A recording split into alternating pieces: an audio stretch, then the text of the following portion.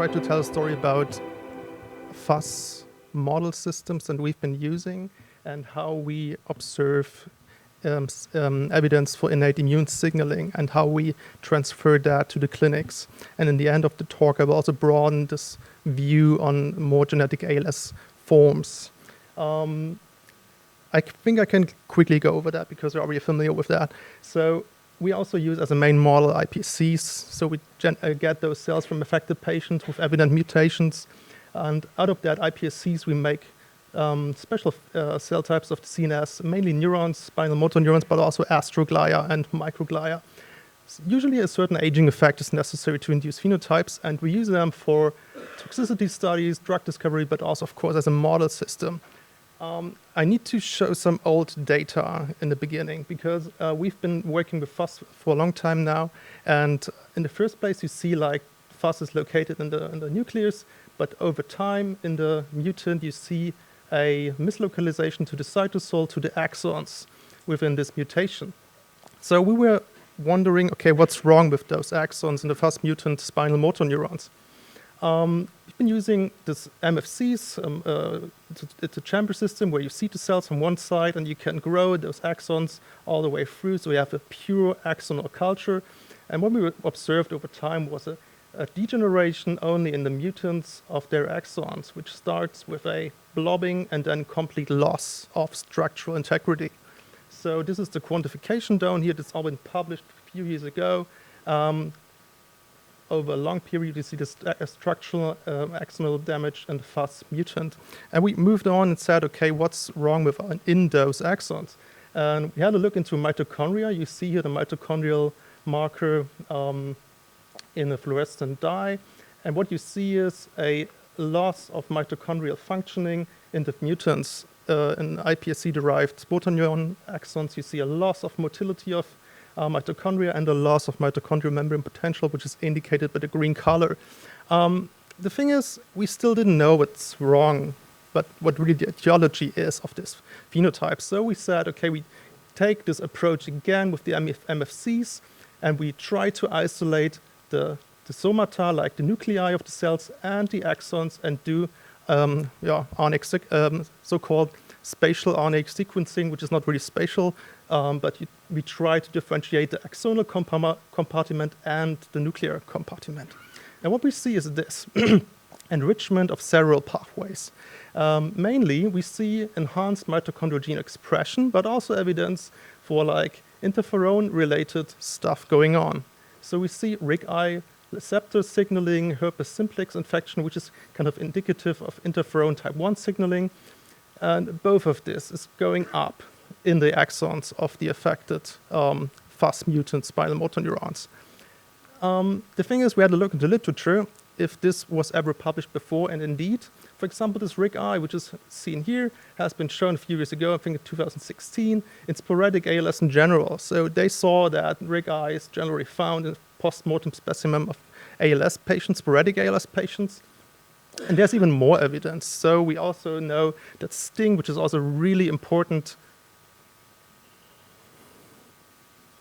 it's hard to see, really important mediator in innate immune signaling, is associated with TDP43, but also found in C9 ALS, where interferon signaling is triggered and causes neuronal cell death. And last year, a paper from Boston people showed that STING is abundantly found in several ALS subgroups, sporadic forms, and genetic ALS patients in the cortex, and also seen in the motor neurons. So we had a look in our model. We wanted to know if you also see interferon upregulation in our spinal motor neuron system. And indeed, in different FUS mutants, we saw an upregulation of so-called interferon-stimulated genes, ISGs. Primarily found in P525L mutant. You've seen this mutant before today. And also other ones, although I need to say, within the other one, it was not that pronounced. So we mainly focused on this model system. Okay, this was too fast. The pathway goes like that. You have many upstream mediators that detect sensor, like pathogens in the cell and outside of the cell, and they all come down to this common trunk, this TBK1, which you also heard today, and it has a function in autophagy, but also in this innate immune signaling pathway. It phosphorylates itself, it phosphorylates NF-kappa B subunit and IRF3, and then this kicks off a nuclear interferon type 1 signaling. And you can observe that in the Western blot, for example, by labeling for the phosphor antibodies, for example, here, phospho-TBK1, which was enhanced, increased signal on the mutant. The subunit of NF-kappa B was increasingly found. The quantification is seen here and here. But we didn't see like really strong evidence for different signal for sting, for example, which has been seen by others before. So we moved on and said, okay, maybe it's like this RIG-I, which we also found in the transcriptome analysis in RNA sequencing. This is the staining. So you see like typical FUS, which is outside, which is not a nucleus on the mutant. And we see like a little more of this red signal, which should show RIG-I. And we did a Western blot, and what we see was there's more RIG-I in the mutant under standard conditions, and if you apply interferon beta, this plus should be here and here. Sorry for that mistake. So if you interferon beta as a positive control, then you can enhance that signal even more. And this is the quantification, so we have generally more of this RIG-I in the mutant. And we just wanted to figure out if this is really causative for the phenotype. And because of that, we did a knockdown with siRNA to bring down the levels of RIG-I or DDX58, which is the gene. And this is seen here, so hardly any signal remaining. And this knockdown led also to a reduction of ISGs in our cellular system. So from that, we could deduce that the RIG-I, at least in part, plays a role in enhancing the interferon-stimulated genes in our FUS-mutant spinal motor neurons. I need to go back to this slide. So you've seen this before. We just asked if the mitochondrial gene expression is also related to this phenotype. And because of that, we had a look into the really upregulated genes. So you see this cluster, and all of those genes are upregulated and found in our analysis. And we asked what's happening if we now apply an inhibitor of the mitochondrial polymerase, which has been published a few years ago, which is IMT1. What happens if we treat those neurons and maybe the ISGs go down? At first, we did a control experiment. We gave this substance to the neurons and checked for mitochondrial transcripts. So these transcripts are purely transcribed from mitochondrial DNA. And at least a few of them go down significantly. So then we could say, okay, this substance is doing what it's supposed to do, what it was published for. And almost dose-dependently, we saw also a drop of ISGs in our FUS-mutant neurons. So this low concentration and high concentration, dramatic decrease of ISGs. Then we had a look into post-mortem tissue. So we see here spinal cord, paraffin-embedded tissue, stained for RIG-I. And we see like this broad signal here all around the cell, partially kind of like a blob structure, partially all over the neuron, partially at the outer rim of the cell. And it's hardly evident in the control neurons. So we had like two different FUS patients, and the tissue was obtained from the Amsterdam Biobank. Thank you very much to the colleagues over there.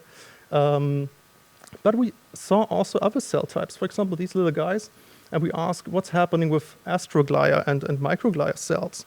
And we went back and also generated from the same neurons, from the same iPSCs, microglia following this protocol. So we created embryonic bodies. We treated them with a cocktail of small molecules, and in the end, we had like this burst open structure, which is looking a little weird, to be honest. But out of this pseudo yolk sac, you can get those microglia, and they're kind of 100% pure microglia, which you can see by the IBA1 staining down here. And under standard conditions in FUS-mutant microglia, they also have like a little more of interferon genes, interferon-stimulated genes, this MX1 and the CXCL10 here. And we wanted to figure out with treatments, if this can be modulated. This graph is a little too complicated. I'll guide you through it. So at first we treated with etoposide, which is inducing DNA damage. This brings down in the mutant this MMX, this expression of this gene. It also brings up significantly the CXCL10. And if we then treat with this inhibitor, which is inhibiting STING signaling, the signal goes down again. It goes down again only in a mutant. This should show that at least in microglia, they're kind of sensitive to DNA damaging agents. And at least in part, the STING signaling plays a bigger role in the microglia as opposed to the spinal motor neurons that we saw before. So the thing is just like, we obviously have like different cell types. They are differentially affected by this pathway, by this phenotype. Can we maybe just find something that kind of tackles all of this? And we just had a look in the literature. The thing is, no matter what, you have like this TBK1, because this is the common trunk, and down here you have expression of interferon-stimulated genes. Interferon beta gets secreted to the cytosol, and the cell can also stimulate itself via autocrine mechanism. And intracellularly, you have TYK2 or JAK1. This is a Janus kinase 1, and you find drugs, they are FDA available and approved, and also EMA approved, like ruxolitinib, that are tackling this enzyme here. And we were wondering if this drug could also mitigate the phenotype that we see in our FUS iPSC-derived neurons. And indeed, the ISGs went down a little bit with ruxolitinib for treatment of 3 days. The question is, of course, does that also have an influence on the structural phenotype? On basal levels, we see a little higher neurofilament levels in the supernatant of those neurons. And this goes down a little bit with ruxolitinib. Although I need to say this is only the treatment for over 3 days. So maybe we should like repeat the experiment and treat a little longer, then it might be a little more convincing. But it was significant. We went further and we asked ourselves, okay, what happens within the patients? How does the ruxolitinib maybe help the patients? At first, we needed to have like a sort of readout which patient might be qualified for such a sort of off-label therapy approach. The people in rheumatology and childhood diseases, they have a tool to measure that, which is called the interferon score. We did that with help from colleagues in Dresden, Professor Minili Kirsch, who is distinguished expert in childhood diseases, interferonopathies. You might know about Aicardi-Gautier syndrome, for example. And what they do is they just measure ISG expression in the blood, like the PAX blood tube. And what they do is they have like a set of different ISGs that are measured via qPCR and normalize it to a healthy control group. And then you sum it up and you get a score of this. And usually the score is supposed to be below 12. So we have this patient who had a significant score of 126, and we did that for several ALS patients and subgroups. So you see here C9 patients, carriers, FUS carriers, SOD, and more rare genetic forms of ALS. And interestingly, around half of FUS patients had this significant upregulation of interferons in their bloodstream. None of the carriers, and almost all of C9 patients also had that. And actually also a good amount of the FUS of C9 carriers, although we only had 7 C9 carriers included in the study. Interestingly, none of our 4 SOD patients had this bloodstream phenotype. We just were wondering if this could be helpful to our patients. So we took this patient with the score I showed you before. It was a 60-year-old man with a kind of atypical FUS mutation, and therefore he could not get into the FUS Ionis study, the fusion study, with this progression rate. And we put him after this score, which is saying, it's a German readout saying strong interferon signature in the bloodstream. We put him onto ruxolitinib for half a year because the insurance company was only happy to pay for it for half a year. And after 6 months, we saw a reduction of this ISG, and I have some data of the serum NFL as well. It went down a little bit. You can certainly discuss if this is meaningful or not. The thing is just like we don't have good knowledge if the ruxolitinib is really entering through the blood-brain barrier. So if any one of you has thoughts on that, just let me know. I'm really happy for any input on that. And what I can say is the patient deteriorated nonetheless, and sadly passed away this summer. And we couldn't get any more CSF samples for him because he declined any further sampling, unfortunately. But I think it's promising, and I want to sum up my data. So we have evidence for interferon type 1 signaling in FUS-ALS, which might be RIG-I regulated or STING-mediated, maybe depending on the cell type. JAK1 inhibitors and maybe also TYK2 inhibitors might mitigate the phenotypes. We think it's due to increased mitochondrial transcription, at least in spinal motor neurons. And we just need to figure out if this interferon scores in the bloodstream of patients really hold true over a long time. We need to do more sampling in the future, and also need to figure out about the penetration of those drugs as a repurposing strategy. And this is also another thing for the future, which I'm working at the moment on, CRISPR interference system to improve our model systems. With that, I want to thank all the collaborators. Thank you for your patience and paying attention. Thanks so much. Thank you, Marcel, for this really interesting talk. We have time for one question. I was wondering whether you have a mechanism between mutant FUS and interferon response. Did you can you elaborate on that?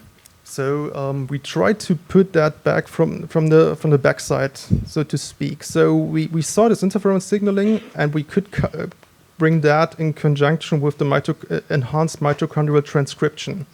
And from that, I don't know any further. My personal theory is that the mutant FUS enters the mitochondria, because this has been published before, and it might be that it's doing something bad there. And this increased mitochondrial transcription might be a compensatory mechanism, which still does something bad in the end. So that's my personal theory, but we need to figure that out in more detail. But thanks for the question.